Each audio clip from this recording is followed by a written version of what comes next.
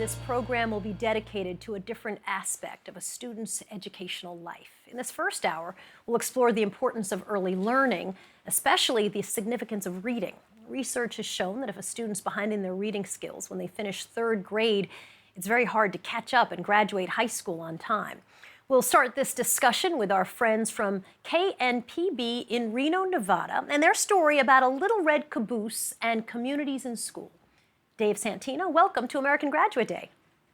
Thank you for having us. It's exciting to be part of American Graduate Day. I am Dave Santina from the studio of KNPB in Reno, Nevada, which is a state where the majority of the towns are rural and there are not many resources available for families with preschool-age children. And that was certainly the case in the small town of Carlin before the people there found a way to create their own little red caboose.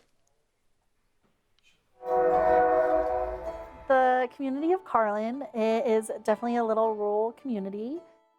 We're a small community, about 2,000 people, very tight-knit community. They support each other in a lot of things that they do. It's definitely a community that comes together in times of need too. Just a unique community, and the school is kind of the hub. This is where everything happens. Before there was no bridge into kindergarten for the kids that were here. It's about 20 miles over into Elko to go to another preschool. And I think that's the closest ones they have here.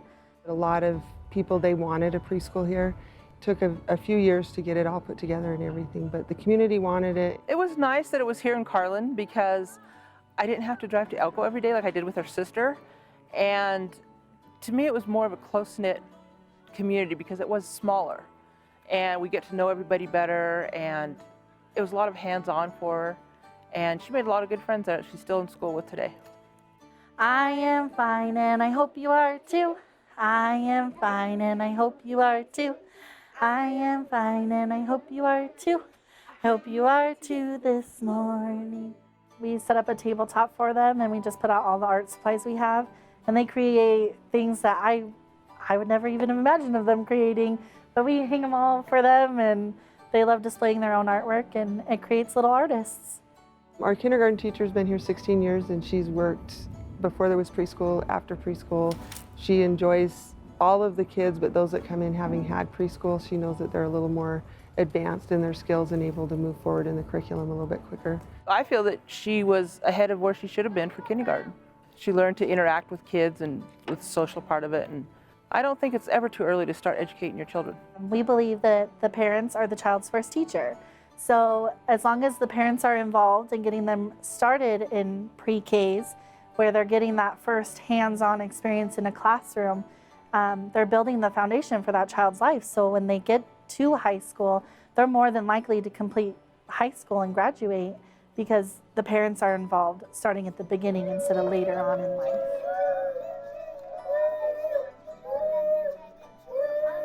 It's about being surrounded by parents that care, teachers that care, administrators that care, making them feel comfortable here, wanting to be here, and us being willing to give them resources in order to be successful and graduate.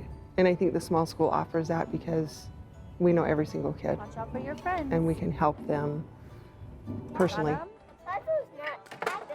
Oh man, where's all the pieces? With me is Melissa Aguirre, Executive Director at Communities and Schools of Northeastern Nevada, and Joy Formaster, an early childhood educator here in the Reno and Sparks area. And Melissa, I'm going to start with you.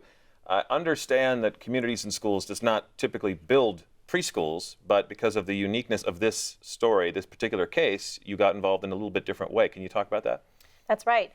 The town of Carlin had been in need of a preschool for a while, and they decided to invite Communities and Schools to help them address a problem that they were having. So we began working with the Carlin community and the school administration to find ways to provide preschool programming in their area. Okay, so how does CIS normally operate in all the communities around the country where they normally participate? So Communities and Schools works to address the dropout rate in the nation, and we place site coordinators in schools full-time to work alongside counselors and school administration to help reduce barriers that kids are facing in school.